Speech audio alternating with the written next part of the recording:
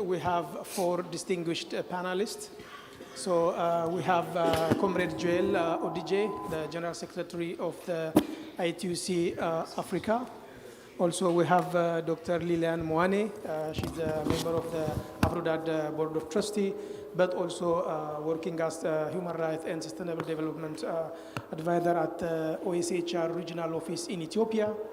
Also, we have Yolokai Mukazi.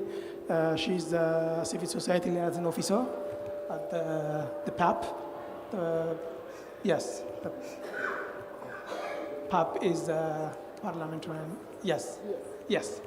Also, we have a brother and Paul Sikazwe. He's a data advisor to the African Union Commission. Previously, he has held positions in the DMO office of Zambia, but before that also have worked with IMF and also different institutions. So please give a round of applause to our panelists.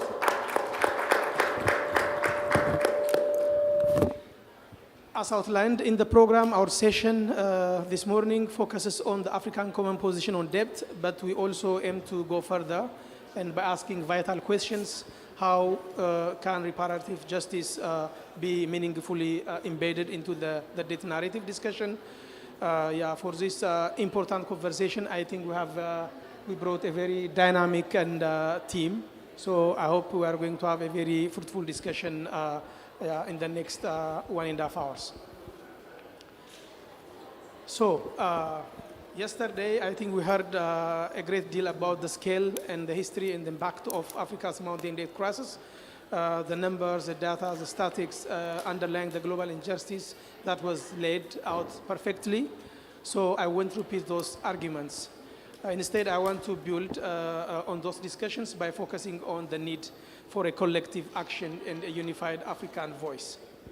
In that regard, the African Union decision to dedicate the theme of the year, Justice for African and People of African Descent through Reparation, offers us a timely and strategic framework. It reminded us that justice is not a secondary issue. It is central, it is a moral, it's a political, also it's a historical imperative.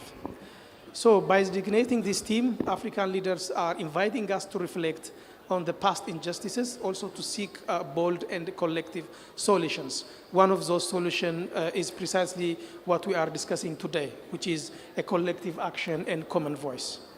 So this is a journey, we are all part of it, and we are excited already. So in that spirit, our session aims to create space for African actors to connect the dots between debt and justice. Also, we'll discuss about the theme of the year, also where Africa stands in key global processes like the UN debt structuring mechanism, the FFD4 and the G20. But also more centrally, we will see how to center the voice of trade unions and grassroots movement and communities in this discussion.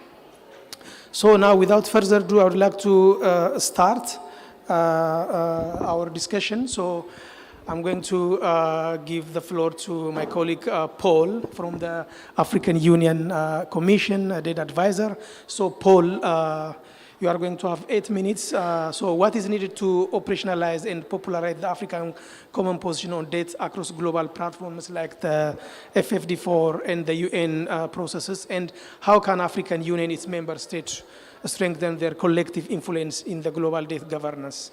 So what tools and alliances are needed to build greater negotiating power? Thank you so much, Emmanuel, the moderator for this session. We're grateful to be invited to this panel.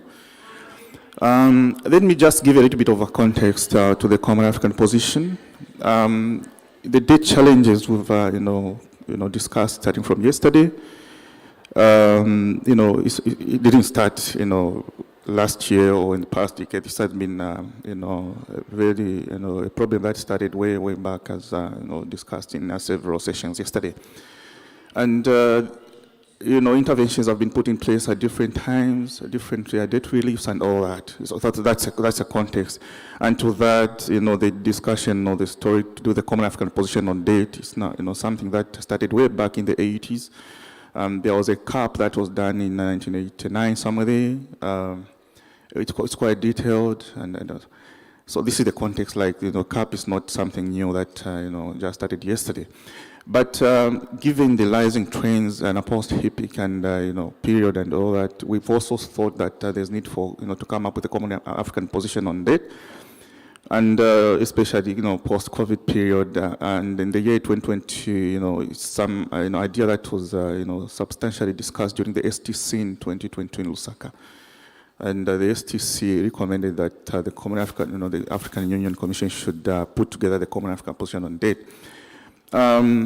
Nothing was done after that, but during the Lome conference on debt that was held in Lome in May this year, it was a very, very strong recommendation that came out of that particular, discussion and conference in the Lome Declaration. As you are aware, that conference culminated into the Lome Declaration. So it was one of the very strong recommendations that came out of that conference. Following up to the conference, because the AUC again was mandated to come up with a Common African position, we initiated drafting the Common African position at the African Union Commission. I should mention that it's on draft form right now, got a draft 0 document, the Common African position. Basically, this Common African position is centered on 2 pillars. We've got the first pillar, which is talking to those interventions that are needed by the African member states to deal with the current day challenges. So it gets into those interventions one by one. Very strong intervention, I should mention, that should be able to help us or emancipate ourselves from the current day challenges. Some of the recommendations are just basic things we've always been talking about, the Common African position, the G20 Common Framework and all such kind of, interventions.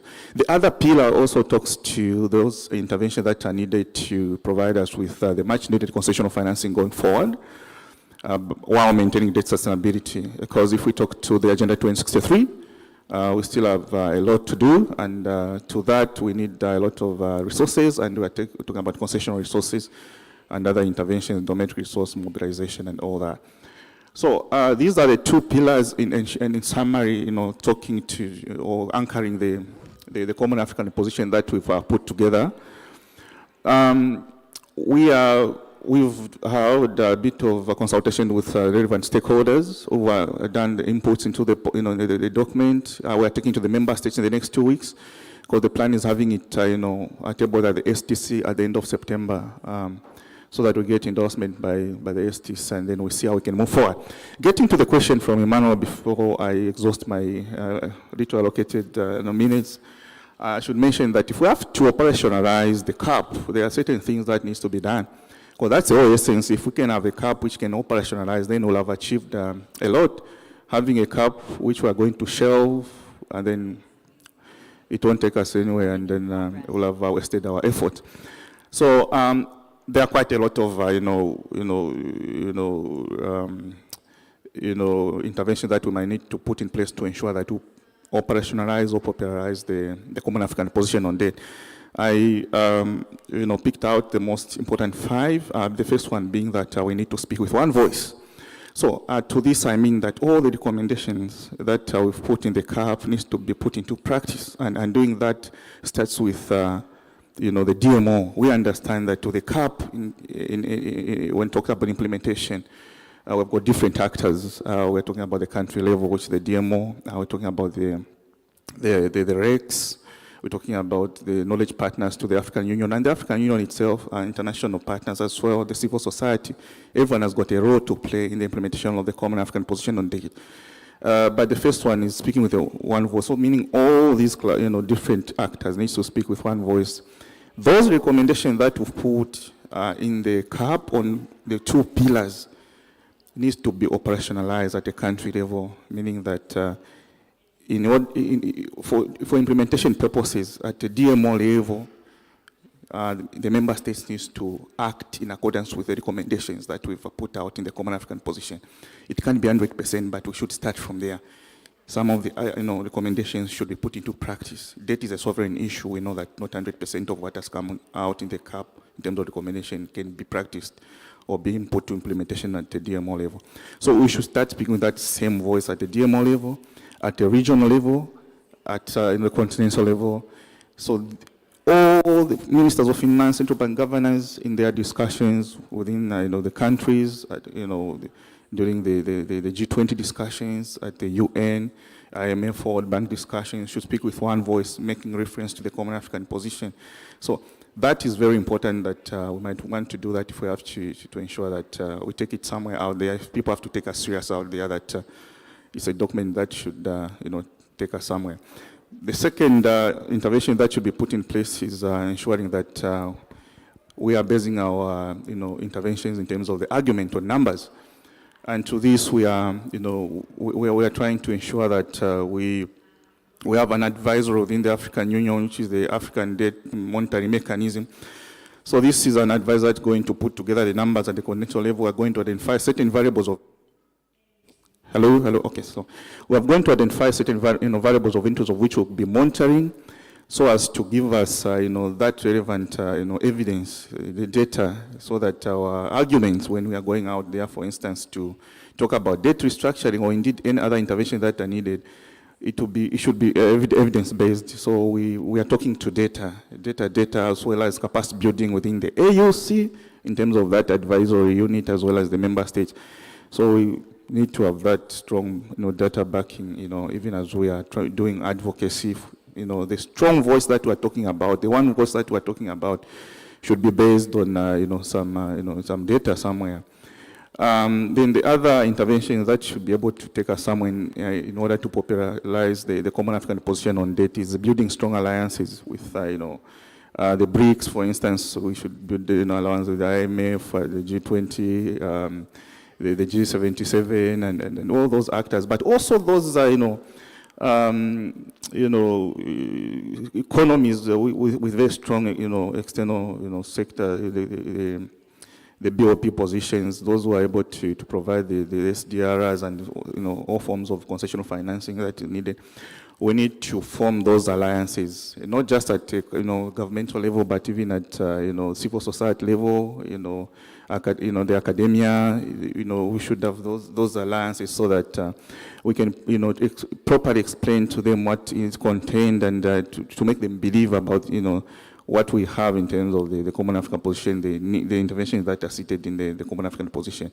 So we need to build those very strong alliances. We can't work alone. We need to tag everyone together as we are trying to advocate for, for those interventions that are in the CAP. The other intervention that is needed is, as much as we are talking to, the global financial architecture, for instance, we are putting up demands. Okay, we need to reform the global financial architecture, the data architecture, and other demands we are putting across to address the current debt challenge, but also providing concessional financing. We should also put something on the table. And to this, we are saying, okay, if we have to be taken seriously out there, we need to start putting up, those institutions that are going to, leverage our negotiations when we are, out there.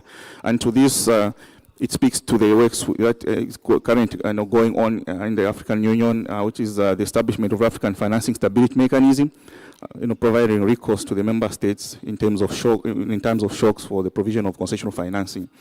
The African financial institutions, which are currently in the process of being established, and all those African Credit Risk Agency and all those kind of institutions that should be able to leverage our discussions with. And then last but not the least, what is very important also is to making the CAP not a one-day event or a one-day discussion.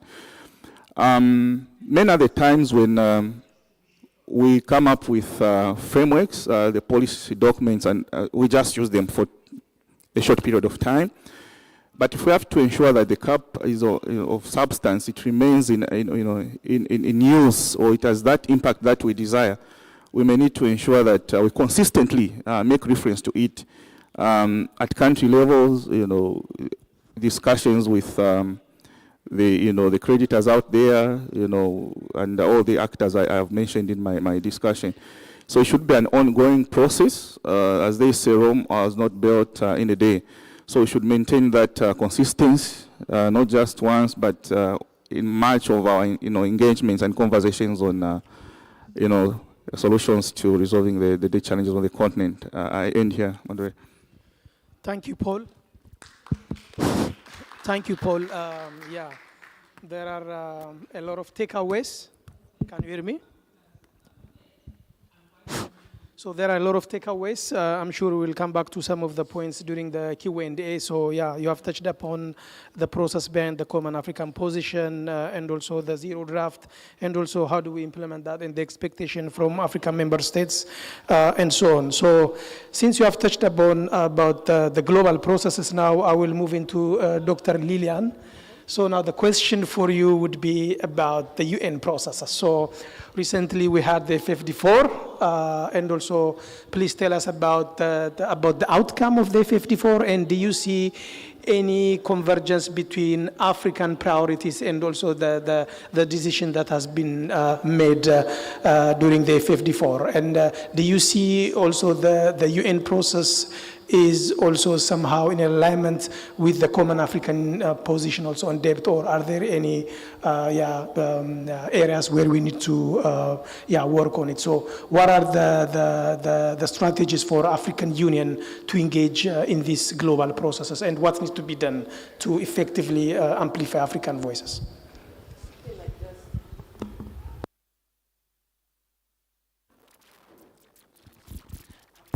Can you hear me? Okay.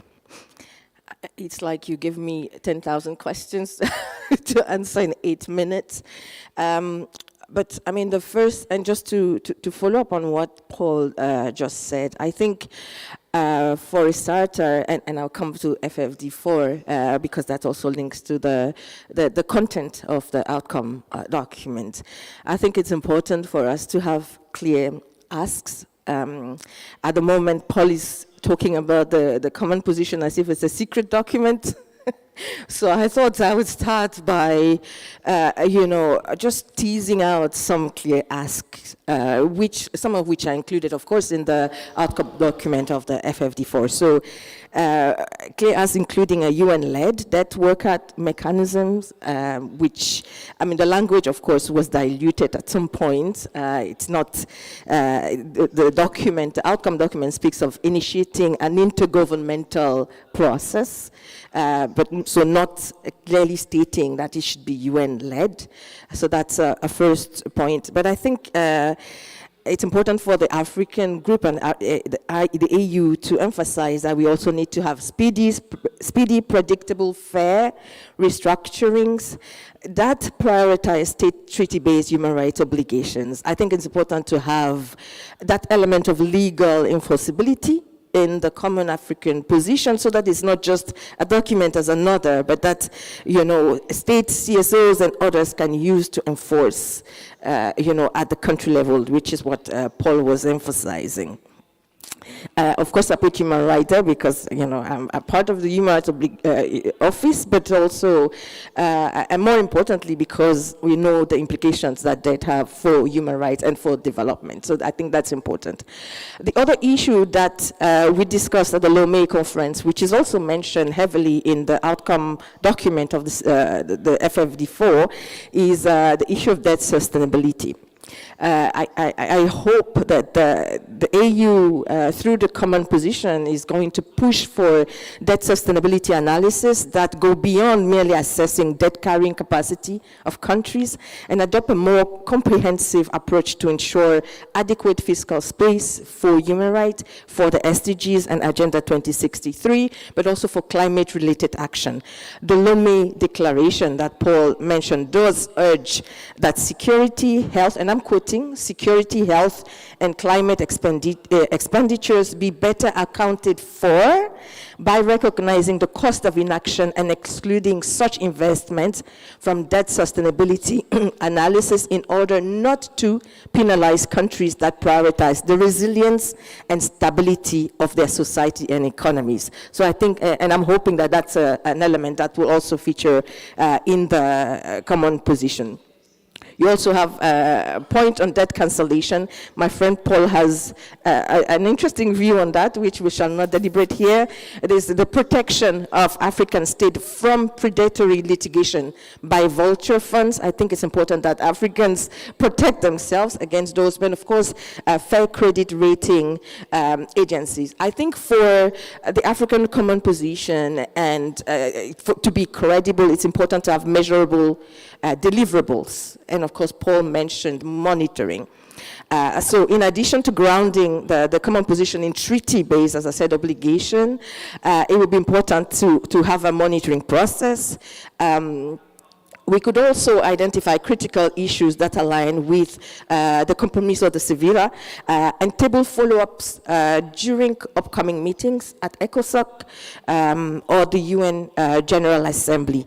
So the AU, the Africa Group, could, for example, seek a UN General Assembly resolution to mandate the design of the proposed UN-led debt workout mechanism, since the outcome document does mention, as I said, the initiation of an intergovernmental process at the UN with a view to making recommendations for closing gaps in the debt architecture and exploring options to address debt sustainability. So I was quoting the statement that is included in the Compromiso de Sevilla. I think Paul said we need to speak with one voice. And speaking with one voice that goes beyond the common position.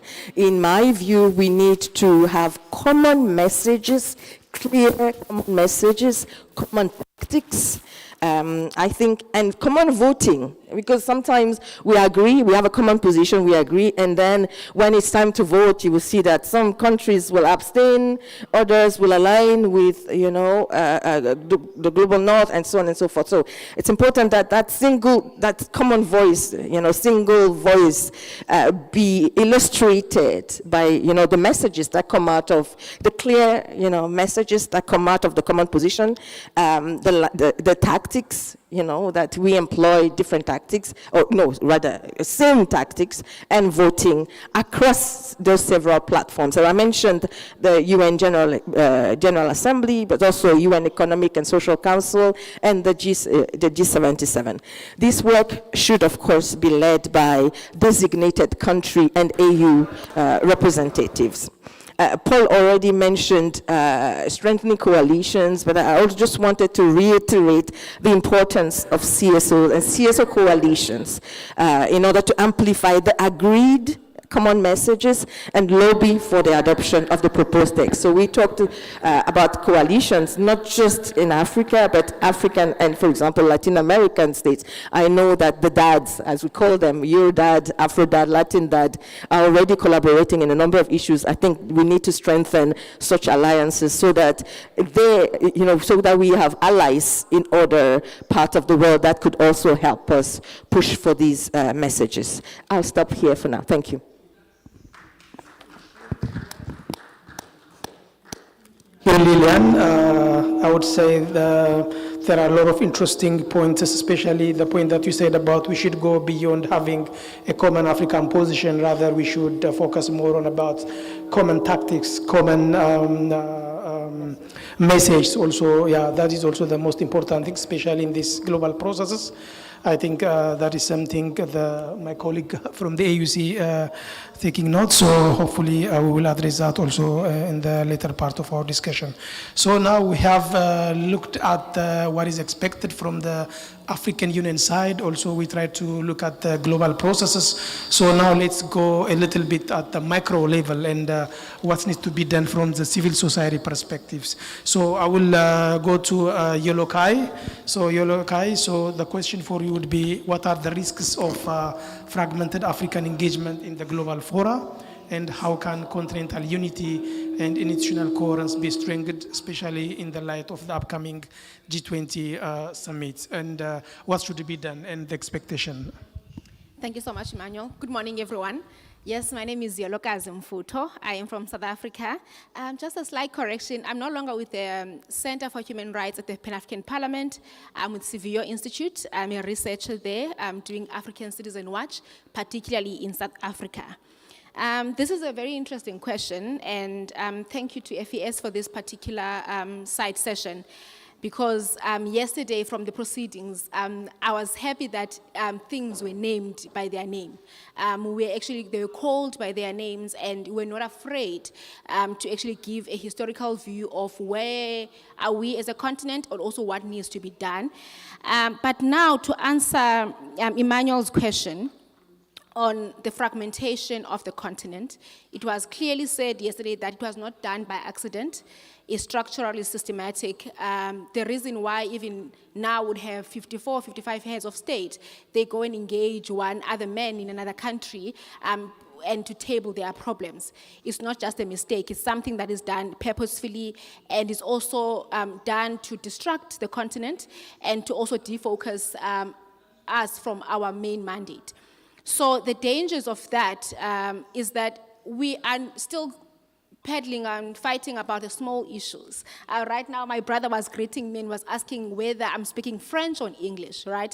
I was a bit like, oh, okay, I speak English. But those small things that we see them as small, that there's Anglophone, there's Francophone countries, and meetings can happen unless we have interpretation that costs a lot of money. Those are the things that are holding us back, and they're causing much more deeper fragmentation, because language, as we take it lightly, is not just language, right? It is a transfer of culture. It's how we do things and how we see ourselves. So when we want to undo the fragmentation, we should not let go of the small things that we consider small, such as language, and that is backed up by literature as well. Gungiwa Thiong'o speaks about it and saying that it's not just a string of words. It is a transfer of culture, of the way we do things.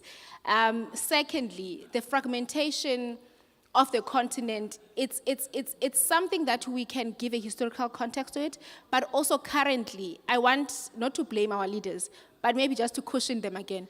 I think we also enjoy that Africa is fragmented, right? We enjoy the fact that if you come from SADC, you have some kind of what benefits on how when you want to go to the Western countries, the easiness of accessing your visa.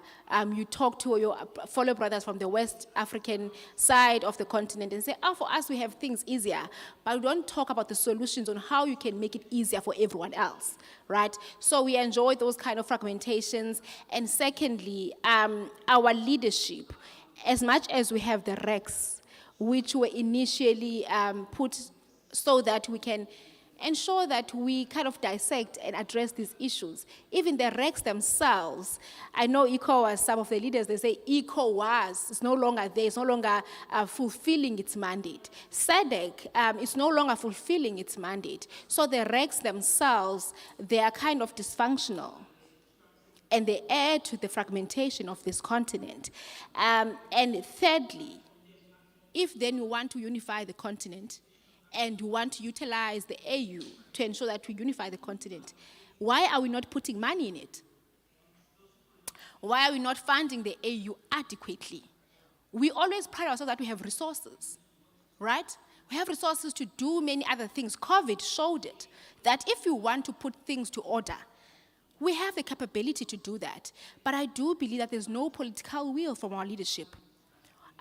More than just 30% of the budget of the African Union comes from member states, and then about 60-something% comes from donors. And yet we go there and wear suits and say we are shaping the Africa we want, on whose money? So it then becomes important that when our leadership speaks about, the continent is fragmented, what are you doing to ensure that it's not fragmented? And how much money are you putting there? At our work at CVO, we have a unit where we call it African Giving. We pride our Africans as Ubuntu. We have Ubuntu, Kumbaya, nice moment. We give without. But we don't give money to the things that matter to us. Why are we putting money to ensure that we realize the Africa we want? Because trust me, when we like donor money, it's important, but it comes in terms and conditions and what needs to be done. So it's very important that the AU and the member states, they're very cautious in terms of the mechanisms they're putting into place to ensure that they realize the goal. And my third point is, if then we want to undo the fragmentation, what about the free movement of persons protocol? that has been signed by 33 member states, but ratified by only 3. So when you were signing, what were you thinking about the actual implementation of it? You just sign and say, we endorse this. But when it comes to implementation, you refuse. You have conditionalities. I'm going to speak about my own country right now in terms of South Africa speaks one language and does the next in terms of their action, right? So if we want to stop the fragmentation, the free movement of persons protocol gives us exactly that it becomes easier to travel within the continent. Right now, our youngsters, our young people, they have a Euro summer, go to Afro Nation. You apply for a visa, a few hours you are done, you go to Afro Nation. Try and get to come to Afro Nation Ghana. Why don't we make it fashionable and also ensure that there's easier ways for people to access visa to come and enjoy the continent? The people who enjoy our tourism in this continent are people from Western countries. We have a few influencers or people who actually go and enjoy Nigeria, Ghana, Kenya in end. But the rest are people who go to a restaurant, you go to a resort, it's people of different color. But Africans aren't able to enjoy, not because they don't have money. Accessing the country is difficult. Going to DRC is difficult, right? Why is it so difficult? So the free movement protocol has to be ratified. And we have to push for it to be ratified, right? And thirdly, to answer your question, Emmanuel, in light of the G20, South Africa is chairing G20. It's a hoo-ha in South Africa. It's beautiful. There's different tracks. We're enjoying the moment. We're speaking on how do we then ensure change in the world. It starts from home. South Africa has been seen as a big brother of sort in the continent. Some scholars have termed it a reluctant big brother. That sometimes we tap in, sometimes we tap out. There are things that we like and say, even now, the free movement protocol, we speak of Pan-Africanism. Our former president, President Thabo Mbeki, also, Africa Renaissance. But South Africa's conditions in terms of why they're not ratifying the free movement protocol. No, we must have an aligned biometric system so that we can ensure that our borders are not porous and end. Those arguments are valid, but what are you doing to ensure that the next door country is doing well as well? Why aren't you ensuring that as much as we want to prosper in the country, but for us all to prosper, your neighbor must also be doing well, all right? Thank you so much, Emmanuel. So in terms of South Africa, what should be done in terms of the G20? SA is the chair of G20 for this year. But I want, as South Africa, I think it's quite important that for AU to shine and be able to make decisions, South Africa has to give rise to the African Union.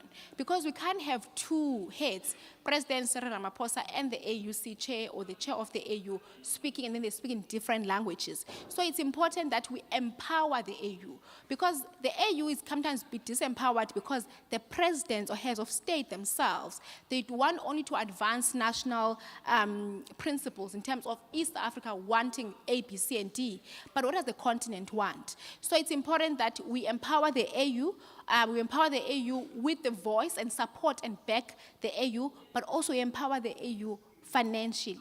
Because the other counterparts in the G20, the G20 countries that are part of G20, they have finances to back everything up. They are going to put numbers in everything else. The continent must not position itself as destitute. We must know that we have mineral resources, we have power, we have resources, intellectually and otherwise, we are very well capacitated. So when they speak, they're not begging the other countries for money or for donations. They are speaking as an equal counterpart in the G20, so that in the next G20 that is held, the AU is not found wanting. That what then becomes the role of the AU. The role of the AU is well known by the counterparts, but also the Africans themselves. They have confidence in the AU, and confidence will not just come from the sky. It will come from seeing actions that are done by AU. Thank you so much. Thank you, Yolokai, for this very inspirational speech, I would say. So you have reiterated to strengthen the leadership of the African Union, also the RICS, So the point that you have mentioned that we should go beyond having those regs, rather put some kind of thinking in concept and yeah, to make them even more closer. I think the point that you mentioned about the free movement of people, I think we have 4 countries now who've signed the protocol. But also the point that you've mentioned that African leaders should put more energy, resource to the African Union. I think that is the most important point, I would say. So that is also a point well taken. But I'm sure there will be questions in for some of on some of the points that you have mentioned. So now I will go to the last speaker, Comrade Joel. So we all know that, I mean, the debt discussion is sovereign by nature. Mostly it's dominated by member states. So I think the least represented in this kind of discussions are trade unions. So I'm going to ask Comrade Joel about why that is the case and how do we bridge that gap? How do we bring the voice of trade unions and grassroots communities to the African Union, and also how can we advocate also for the greater African Union voice in the global arena? So what is expected from the trade union side? So what shall be done? Thank you very much, and good morning, comrades. First is to say that we are here in this group to do 2 or 3 things. One is that we want to bounce off our ideas with a number of African civil society organizations so that we can really deepen it. 2 is that we really want to network. We want to build a community of actors on the continent to engage. And then the 3rd one is that we also want to give opportunity to inspire our people that we shouldn't give up. We should continue this fight.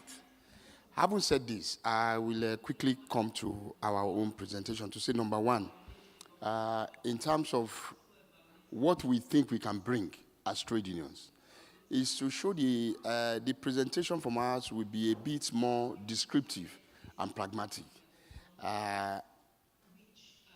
Comrade Lula Inacio da Silva taught some of us 2 things. He said, number 1, always try to make your message consistent. And then number 2, do something about your message.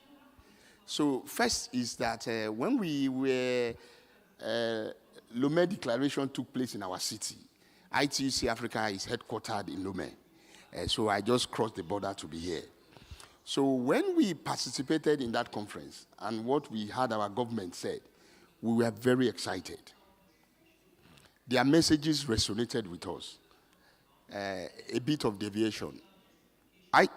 African workers have also realized that beyond pandering to blackmail, we are retooling our strategy in the sense that more than ever before, we want to collaborate with our government, progressive government, to say, let's do this together. From Lomé to Accra, we are taking the same message, that we want debt cancellation. And we are pushing that in a very strong manner. African workers realize that debt affects us in different ways as workers. When we don't get salary increases that we are entitled to, we feel it. When those of us that are former workers, when we are working, we see a number of our brothers and sisters out of work, we have to bring out money from our pocket to try to give to them, handout. So analytically, we say that one worker is responsible for 6 dependents on the continent because we are communal by nature, and so we have to help. But more importantly, we are giving voices to our position. Zambia, 2024. When Zambia was in default, we took our New Year school to Zambia. We didn't stop there. We marched on the street of Zambia to call on the creditors to say, give Zambia a reprieve. 1 week we left the place, Zambia got a reprieve in negotiation. And we got the PAMSEC and of the Ministry of Finance coming to us to say, African workers, thank you. Your voice did really count for something. That we thought was instructive. position. Number two is that we really want to stress the narrative around borrowing.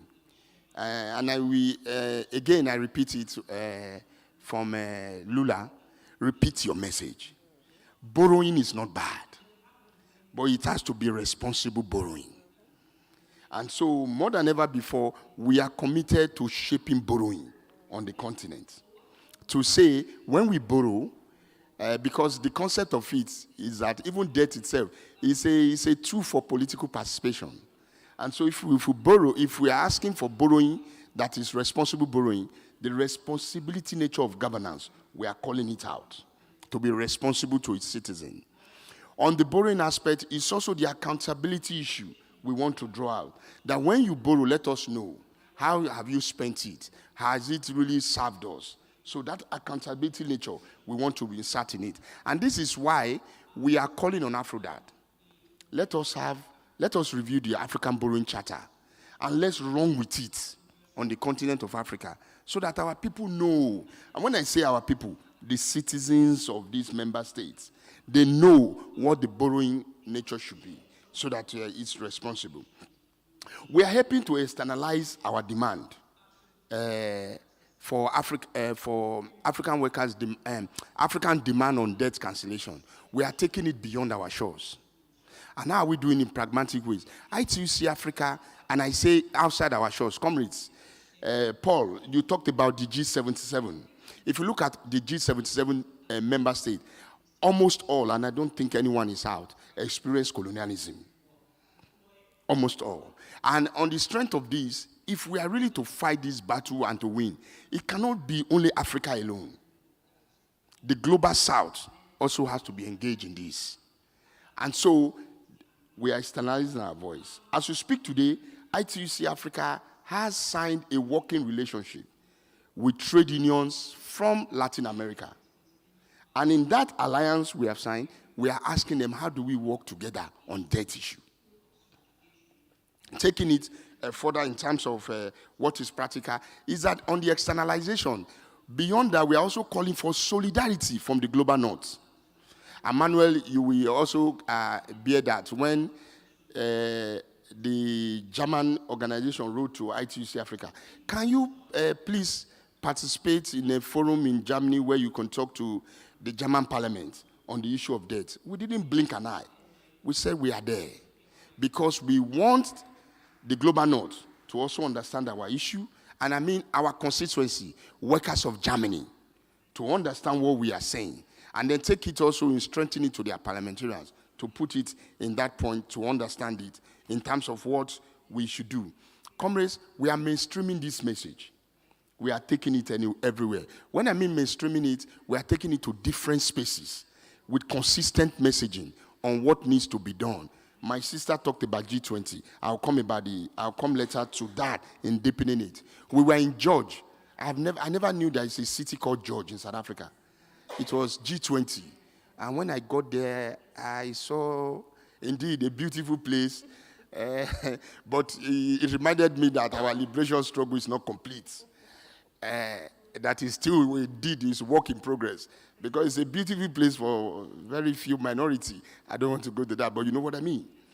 And so, we have taken the point about how do we deal with the issue of debt for working people. And then finally is that we are engaging on this issue with political mobilization. We are using this debt thing to educate our people. We are using it to raise awareness and to mobilize them for action. Like I said, it's about politics. If national elections, we begin to see concretely political party taking a position on debt, what is the political party's position on debt, how it tends to manage it, and what it tends to use it for, then we will have accelerated that debate and that currency of what it means to work on the issue of debt. I will stop here. I'm sure we have a second round. Thank you. Thank you, Comrade Joel. There are a lot of takeaways, I would say, especially the importance of messaging, the one that you said. Also, identifying progressive actors or governments who can align with the trade unions or labor rights as well. Also, the advocacy for debt cancellation is also another point that you have mentioned. Also, you have mentioned the case of Zambia, where trade unions became the voice for member states. You have also stressed about responsible borrowing, but I would also add responsible lending as well. That is also should be part of this discussion. Also, you have stressed about the point of solidarity from the workers in the global north. That is also the most important point, I would say. So I will leave the rest of the points for the Q&A. So please join me to give a round of applause for our panels. So now, given the remaining time we have, I think we should open the floor for Q&A. So I'm going to take 5 questions. So now it's time for questions, comments. So I would kindly ask colleagues to make your points very precise and short so that we can have more people to that. So I will start with Rugi, and then I will have here 2 and 3 and 4 here. Then I will go 5, then we will see. Yes, so let's start with Rugi first, yes. Thank you. Thank you to the panelists for this very interesting discussion. My question will be mostly for the AU representative, but I'm also curious to hear what the panelists have to say. My name is Rugi Diallo. I work with the ITUC in Washington, where I focus on the IMF and the World Bank and IFIs in general and multilateral development banks. We've heard yesterday and also again today about the great work that the Africa Group has been doing at the UN in terms of pushing the agenda with the Lomé Declaration. Even the negotiations have started on the UN Tax Convention, so there's been really a lot of momentum that's very nice to see, and I think a lot of civil society, trade unions have been very glad to see that. Unfortunately for me, who works on the IFIs, I find that when it comes to the IMF and the World Bank, a lot of the time they are being put on a technical space, but we know very well that the IMF and the World Bank and the Multilateral Development Bank, their work is very political. And so I wonder if we can talk a little bit about what would it take to have this kind of momentum, this kind of one voice, this kind of courage and action from an African perspective and with African unity at the IMF and the World Bank. Thank you. Thank you, Rugi. So I'll go with you. Thank you. Am I audible? Okay. Yes. My name is Zaid Tomilanzi.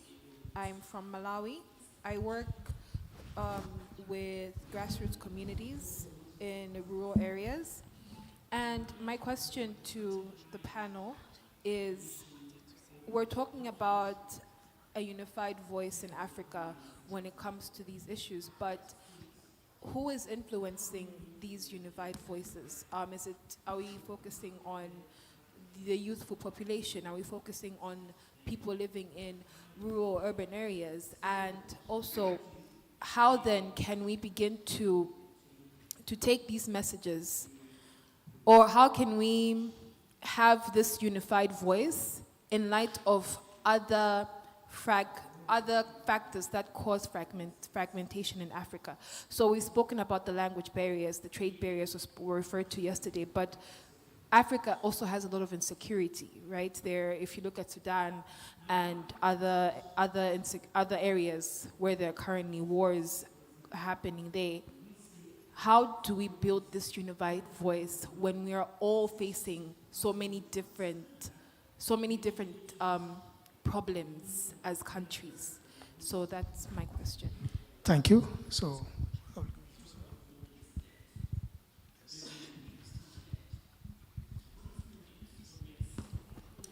yeah, good morning everyone. I'm going to speak French. Je voudrais parler en français. Donc, pour moi, je vous attends. Attends, camarade, 1 minute.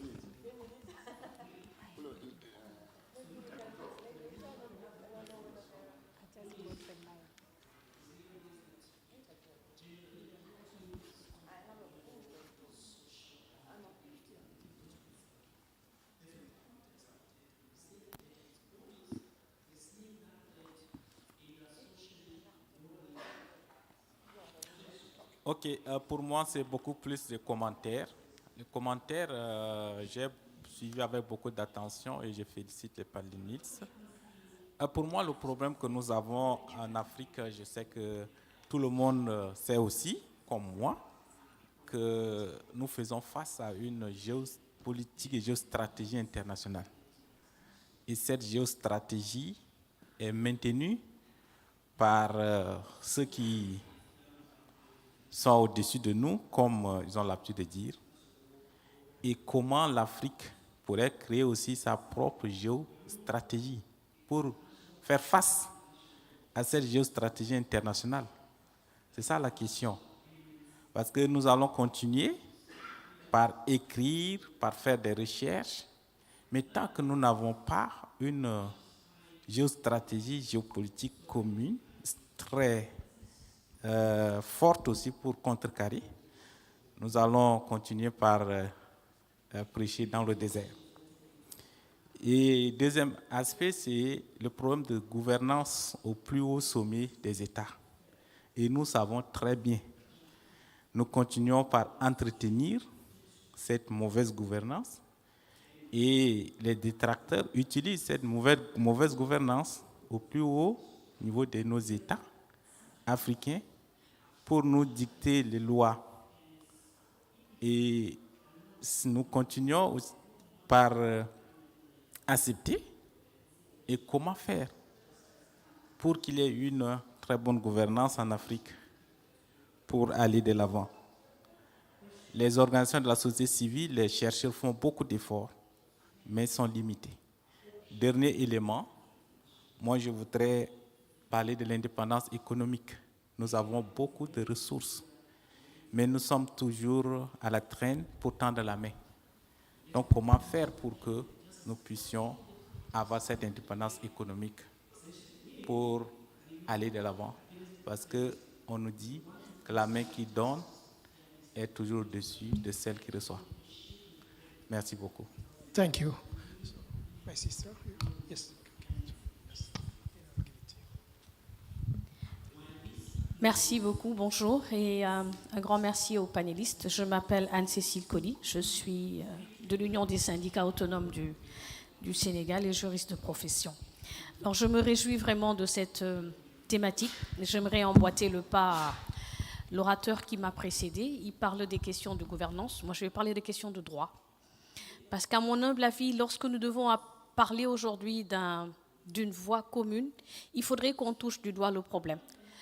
Le secrétaire général de la CSI Afrique l'a dit, emprunter n'est pas mauvais, mais il faut savoir comment l'utiliser. Et à mon avis, le grand problème, c'est une recommandation que je fais, c'est qu'il faut que nous touchions du doigt la question de la corruption, du détournement de deniers publics et du blanchiment d'argent. Ça, ce sont nos problèmes. Parce que moi-même, particulier, travailleur, je vais à la banque, j'emprunte de l'argent.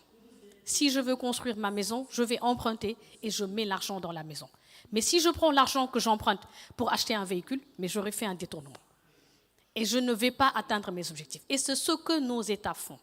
Aujourd'hui, nos justices doivent être fortes pour sanctionner ceux-là à qui nous avons confié nos deniers publics et qui le mettent ailleurs. Et c'est ça la grande question.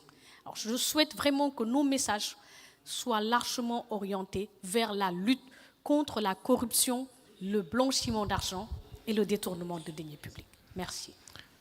Thank you. So one more question. Thanks.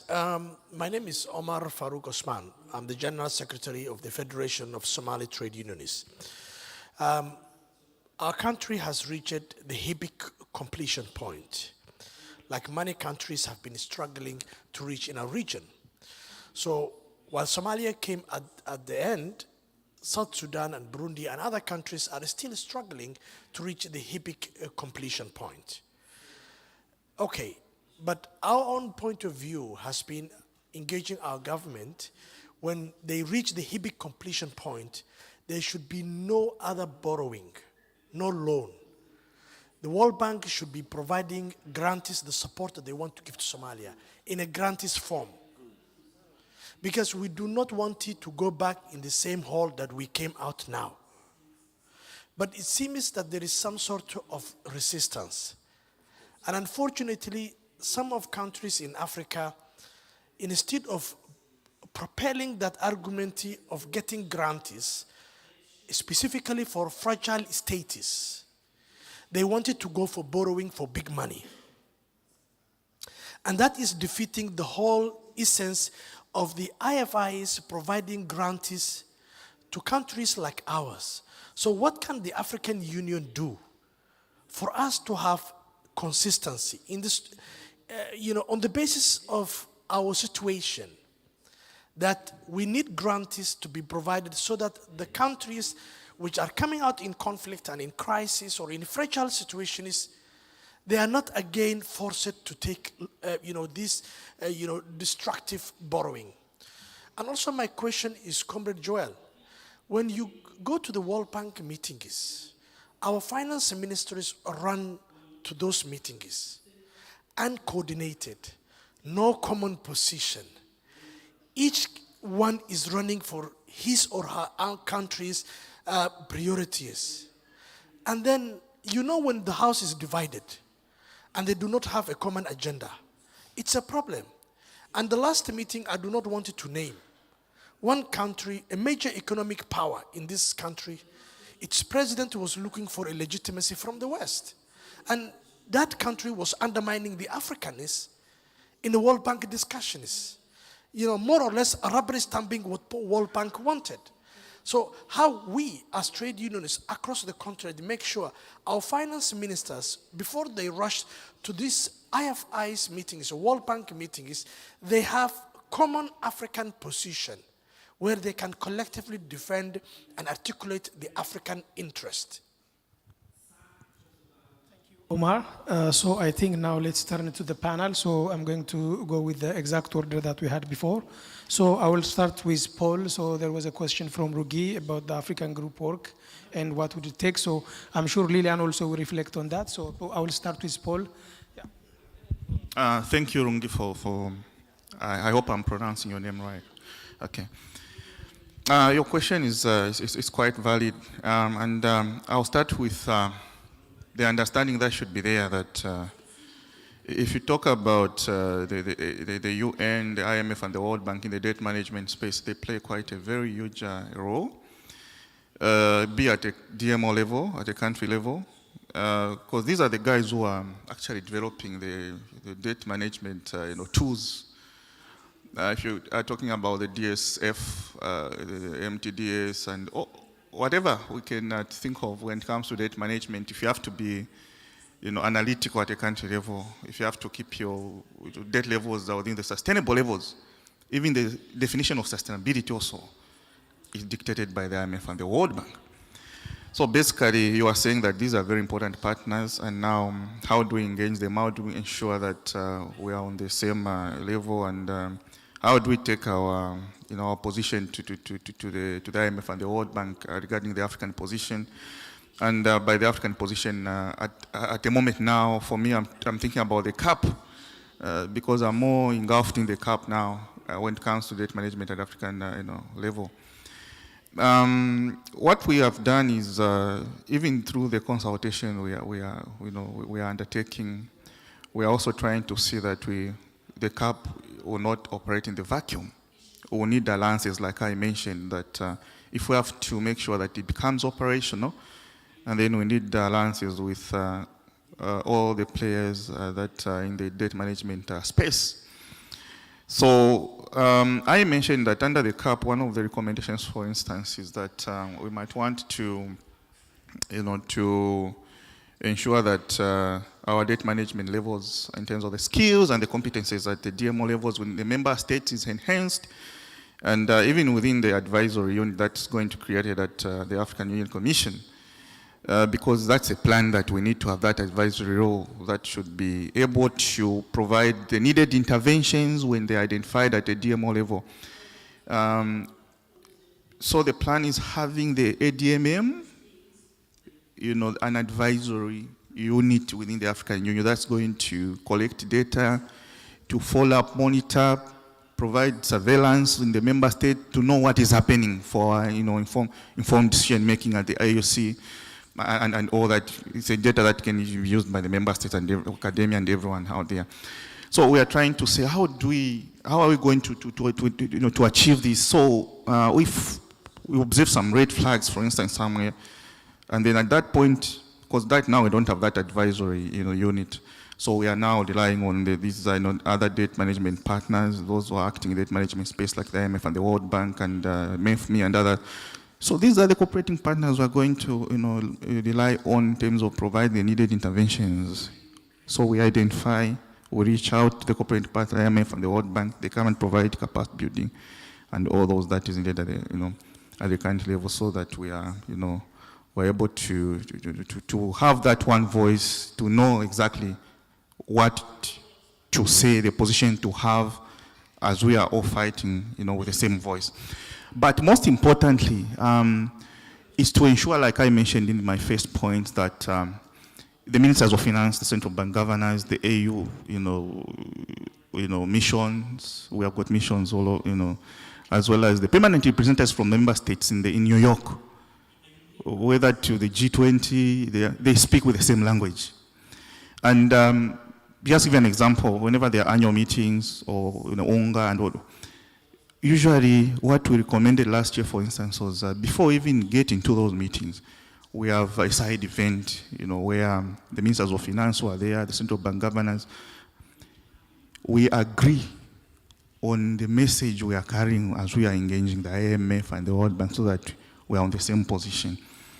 And that is the same message that's communicated, so that we are on the same page with our cooperating partners in terms of expectation from the African group. So there's this very strong alliance, and we're intending to ensure that we can operate along the same direction. Yeah. If I haven't answered everything, we can engage outside. I'll also answer your question on the grant financing vis-a-vis fragile states. I think that would be the ideal, and coming from the civil society, I think that should be the core. So I expect that from you. The challenge that comes with the grant financing, like you mentioned, it's quite limited in terms of the quantums.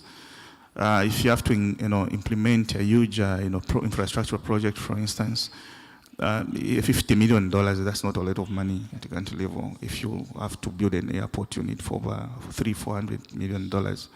And that's a challenge. And if you have to mobilize that financing using debt instruments, and then you have to tap into other type of financing beyond the grants, you get to concessional and all that. What is critical at the country level is building those capacities to ensure that the debt remains with the sustainable levels.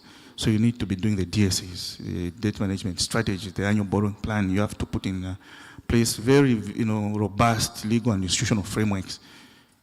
That now should be your focus, to ensure that that is put in place and your debt remains sustainable. Because debt is not bad if it is utilized towards developmental projects and those growth enhancing expenditures.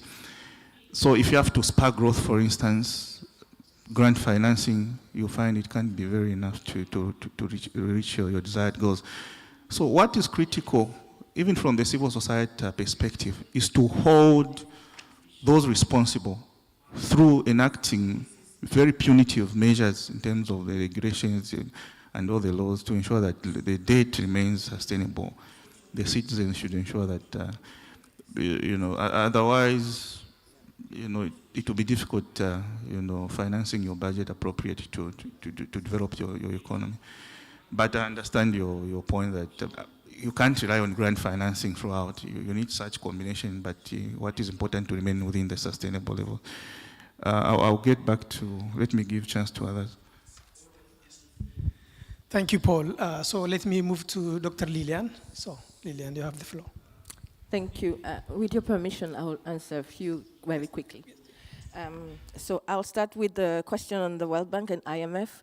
Paul gave you a very technical and diplomatic answer, and this week I'm allowed not to be diplomatic, so let me take you to the politics, because we say economics is politics, right?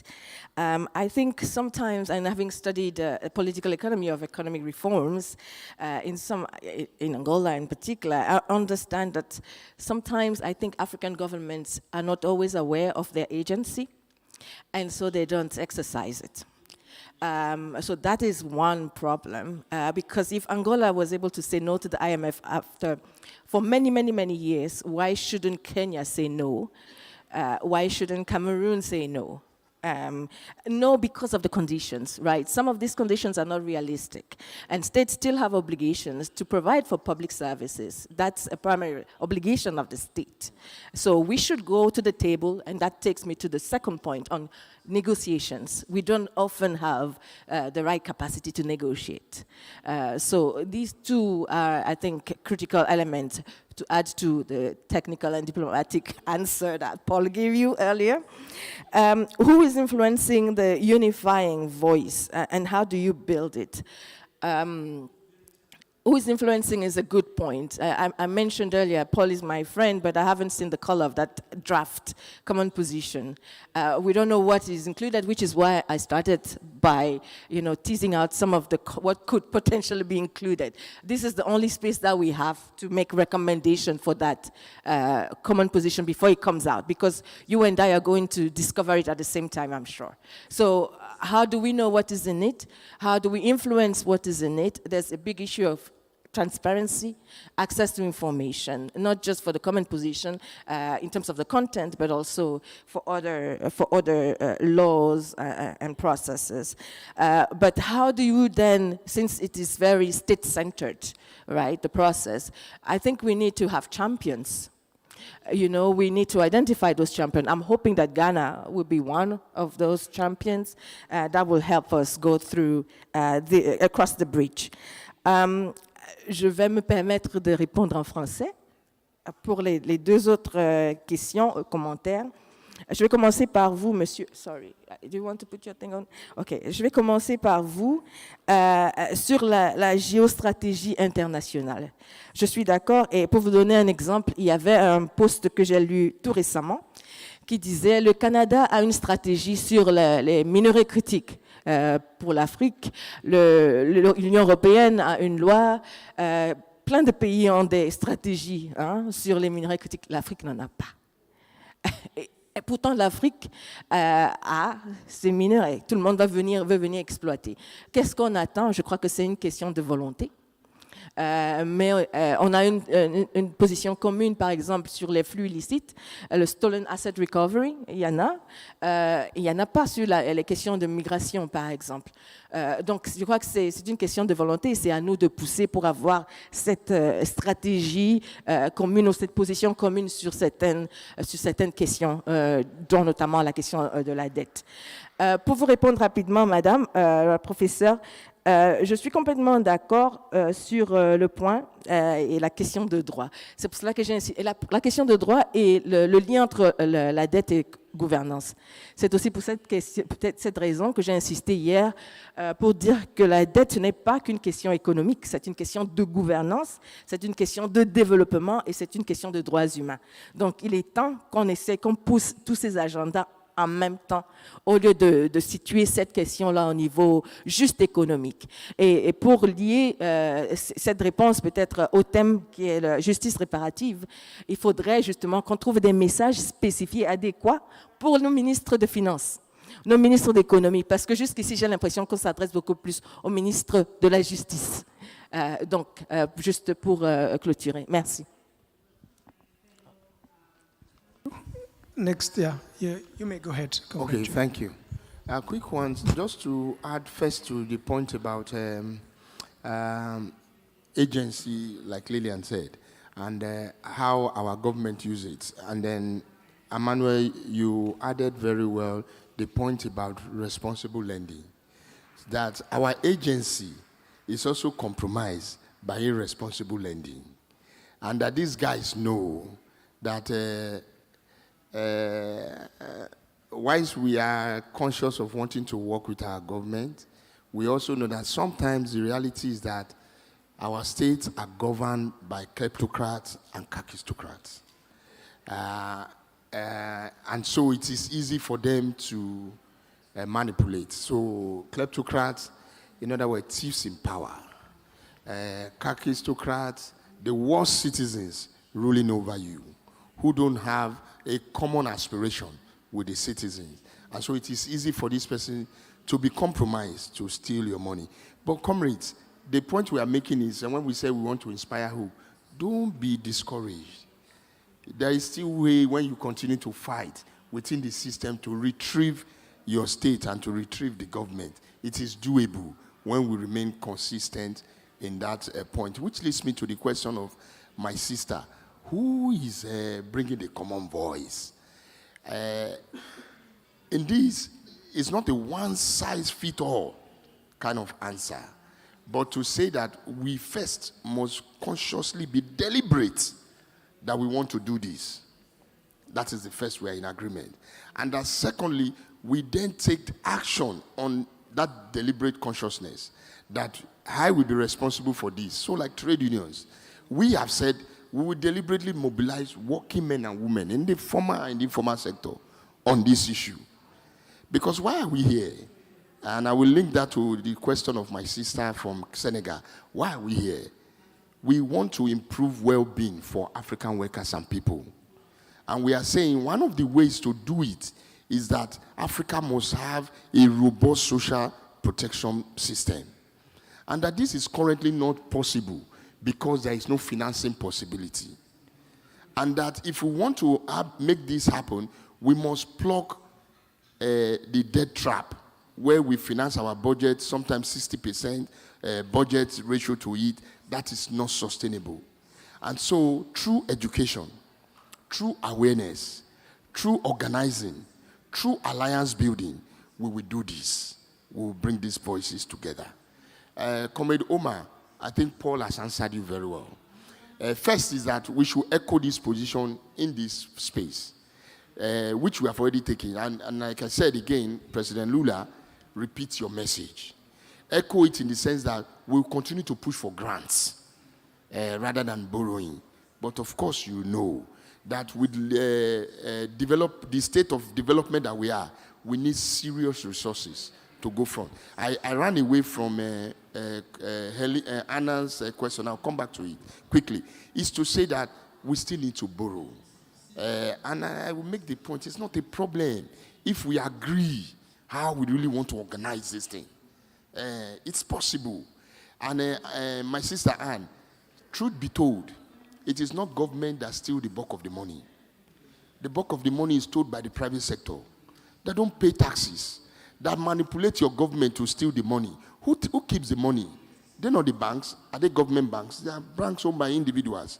Who do all the... And even when you look at the lending, before you lend, you borrow money, 20 or so % has already stayed back on technical consultancy and what have you.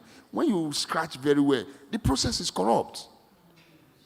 And so this idea, and Mbeki panel has told us, so that people know, we are not making anything up. The Mbeki panel said the money that leaked from Africa, 60% is from the private sector.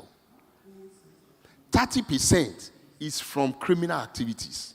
5% is government and public through asset stripping and looting. 5% is public sector corruption. 60%, look at humongous money that the private sector leaves, which is why I agree with my sister. The consciousness of developing this continent is still the old way. It's a public part, not the private sector. What we have been told is to kick away the ladder. All other economies are developed on the strength of the state. How do we retrieve the state to serve our people? It is what we are calling for.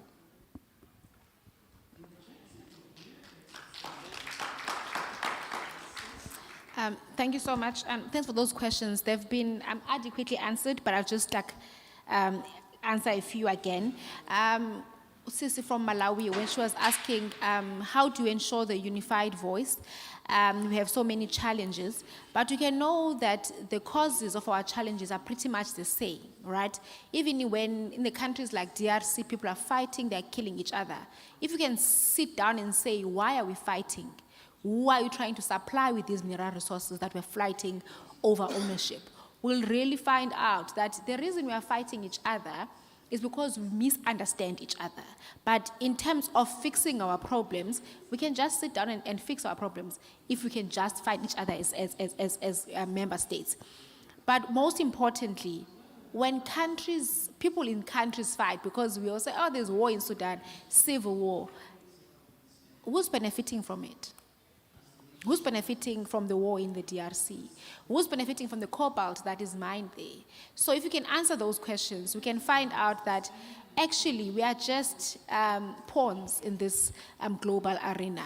So it's important that when we conscientize ourselves, don't only speak in high-level meetings like this one, to have that unified voice, engage in community level, ensure civic education is there, not just about party politics and electoral mission, but to ensure that citizens, this country belongs to you. You have a responsibility to protect it. Because if we only give power to politicians, we are going to wait for the world to change. It will never change. So it's important that each and every one of us, when you go back to your place, you conscientize those around you in community levels, in workspaces, at schools, to ensure that everyone knows that the country belongs to all of them. Secondly, on the issue of corruption, I know my brother says that 5% is government officials and we must hold them to account. It should not be normal that our governments, they launder money, they embezzle money, and we make it normal. So it's important that we hold them to account through strong institutions. It cannot be that we normalize that politicians are corrupt, we laugh about it. It's never normal. So we must ensure that we hold them to account through strong institutions. And lastly, on the strategy, I'd like to believe that we have enough strategies. I mean, NEPA is such a beautiful concept, right? It's a beautiful concept if you read it from first to the last page. But the political will of African leaders, it's not there. We enjoy reading the documents, making pronouncements on them, but we never actually see action to it. So for us to properly maybe utilize the strategy, it's important that we implement the strategy. And we'll not start from a high level, at the AU level. It will start on how we do things nationally from our own countries. What migration policies are we doing? How we're ensuring that we strengthen the free trade agreement so that we ensure that there's movement of people within the continent, there's movement of goods and trade. And I think the strategies will then begin will reap some fruits. And all of us are going to benefit. And also I think my last remarks on this is that I do think that we have solutions for the continent. We have solutions for the continent, but my fear is that we tend to make so much, we believe so much in politicians that they are going to change things, right? And oftentimes we render ourselves as civil society or other actors as if we can just speak about them, but we can't action them. If needs be, let's lobby our politicians or ensure that you participate in politics and be the leader that you wish you had, instead of just complaining about the leadership, so that you can enter political spaces, be voted for, and maybe the future of this continent will be much different. Thank you.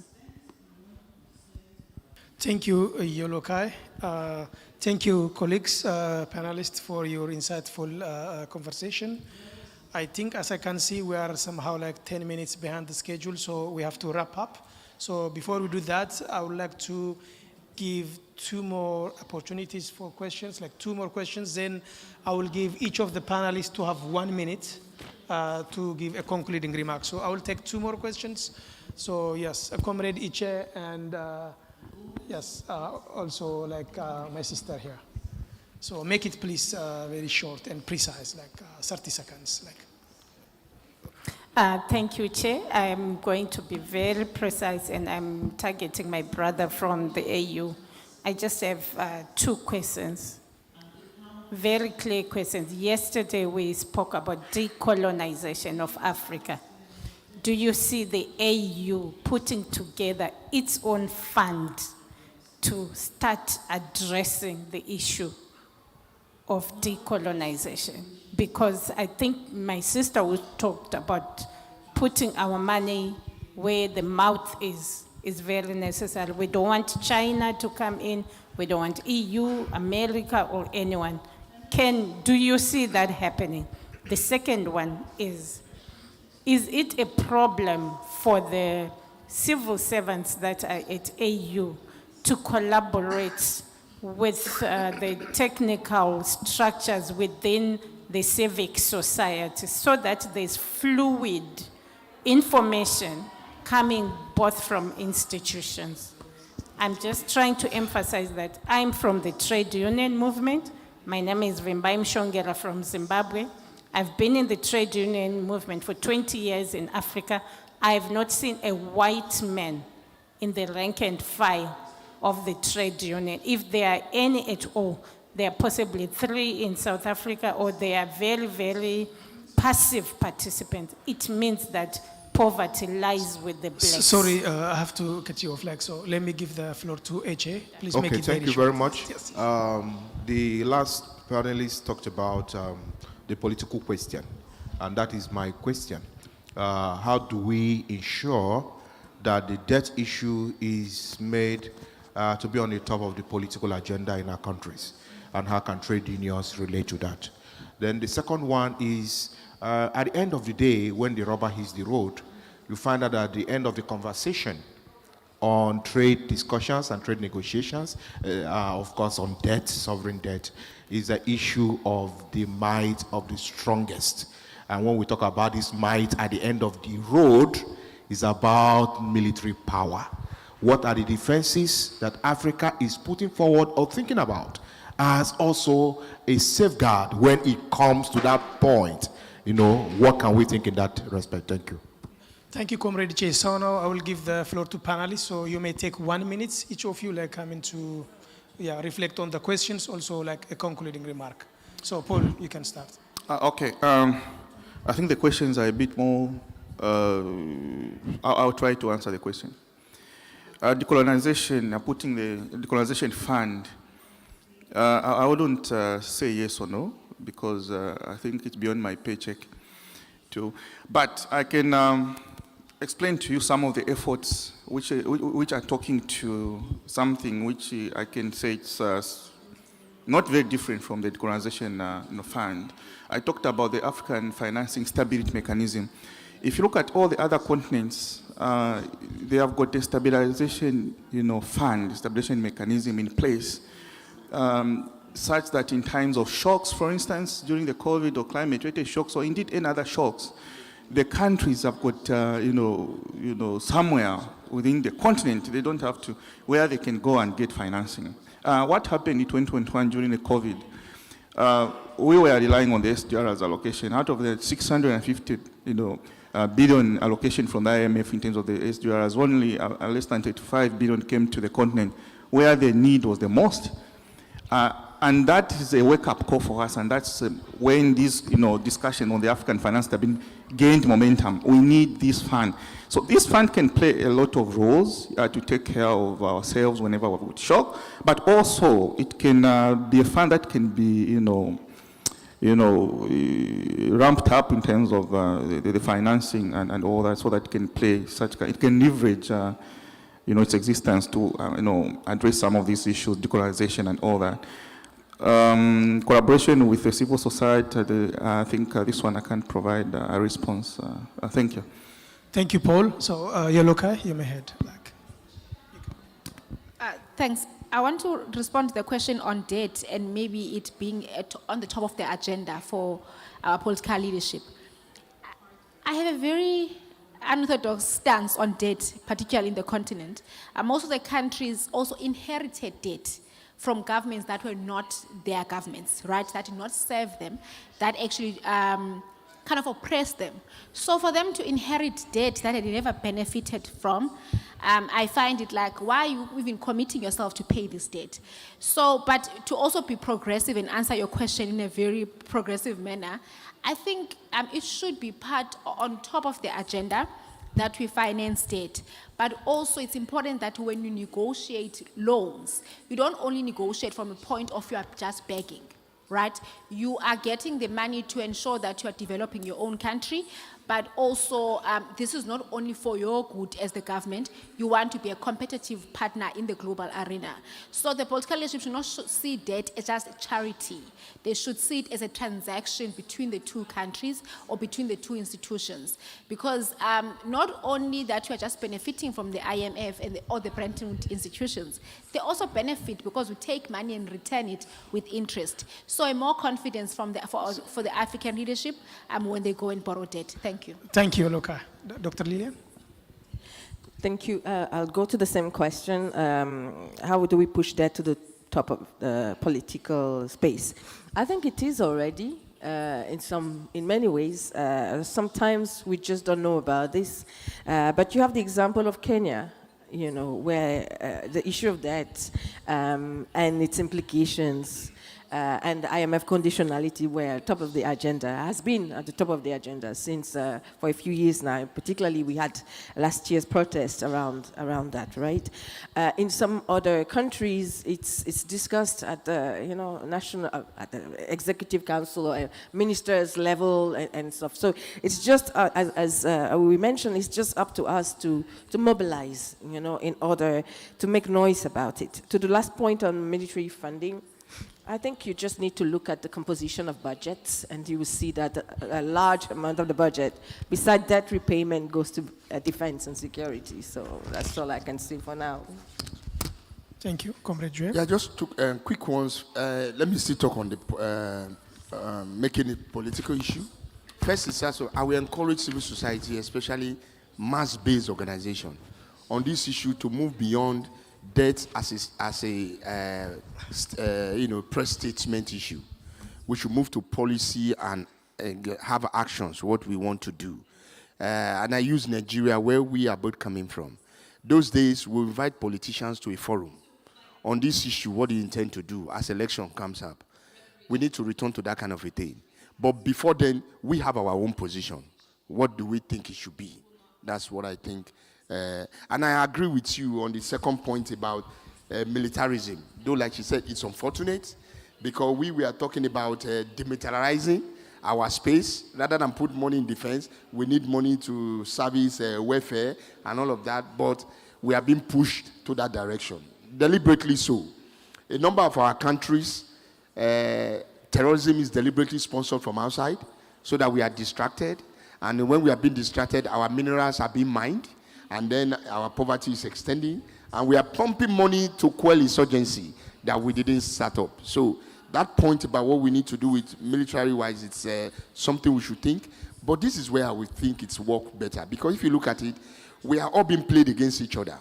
Listen. So again, the need for the African Union to come together. I made the point yesterday, and I will tell my brother Paul, as we see it as member states, as citizens, we see an African Union of geography. And Morocco made it so clear for me. Morocco walked out because we took a position on Western Sahara. And when Morocco went out, it became disruptive outside. But he saw that the African Union held its own. Morocco just walked in again without conditions. And he declared to me, this is just geography. It shouldn't have been so. Morocco should have been given certain conditions for coming back. And any other person who had wanted to enter should come back. Come even by. Lastly, because I like your question, and this is my proposal to this forum. Mandela taught me something about symbolism. The man who jailed him, the wife was sick. Mandela organized a visit to visit him. And the guy was shaking in his description that he could visit this guy. And he said that was symbolism. Psychologically, he was paying back that guy. But he was always learning how to forgive. Symbolically, can we from this space fund our own African Union? Whilst we are here, $1 for the African Union. Every meeting, symbolically, even to shame our leaders, to say, If our citizens are taking the decision, why not us? $1. Before we leave here, $1, we put it together. Any meeting we have, $1 for the African Union. At the end, we will bank it to them. And then we tell them, do a counterpart matching of it. Thank you. Are we sure that the money is going to be used for the purposes for which it was mobilized? Yes, thank you all. I guess we are coming to the end of our session. So first and foremost, I would like to thank our distinguished panelists. Please join me in giving them a round of applause. Also, I would like to thank each and every one of you for making our session very insightful and also interactive. So thank you for your time. So I guess this will not be the last time we see each other. I guess there will be like different side sessions in the course of today. So please enjoy those discussions. Also, I don't want to be the one standing between you and the coffee break. So please enjoy your coffee break as well. Thank you, everyone. Thank you so much. Thank you. Thank you.